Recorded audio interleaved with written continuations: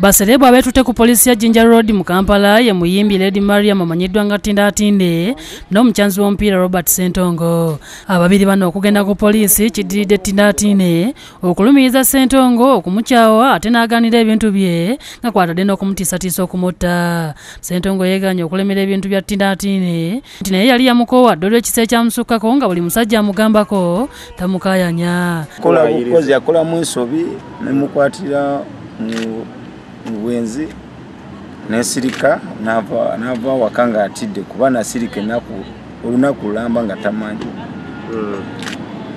nakitya kati ye natandika kwesindikira message biki nakuyo mwana yampamba eboleta kisinza kwekyusa muwulira ndi muli mu mutima ya bumutiisa sanga bwana kusindikira message embi nawe n'omuddamu embi kitegeera wamuddamu ya embi ngabo noddamu embi era tine wa Lady Mariam yatutuukirira nti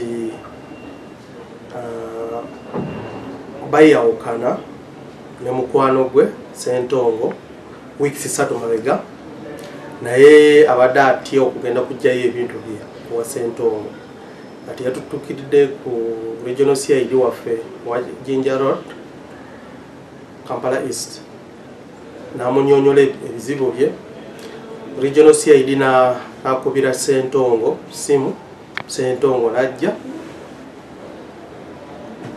nakola ekintu kyetuyita mediation oba okutabaganya.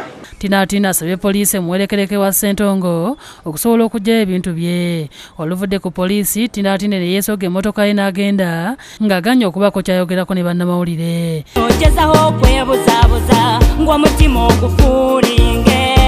Ye Ssentongo agamba nti tayinza kubeera na mukazi gwakwatira mu bwenzi buli kadde nga ne bamugambako takyusa. olunaku lwe yava waka ayogere bulungi kyeyakola ekyamuviirako kola bamusanga n'omusajja mu buliri si mu buliri naye kunimba nti yali makinde kumbaliza ate nage ku basajja babiri gundi yanjawulo kitegeera n'obukakafu nti yabaagala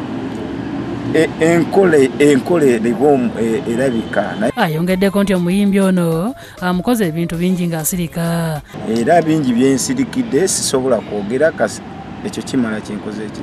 obadde naye ebbanga ki nga mukazi nga mwaka badde asulawo omusulawo adde asula wange njagala bakimanye toli available mu kulaba okwange tulabika nga abaawukanye. nakuyo mwana yampamba eboleta kisinza kwekyusa. Joseph Ssettimba yakusakidde eggulire lino ku Lwabukedde TV. mwana yampamba eboleta kisinza kwekyusa muwulira ndi muli mu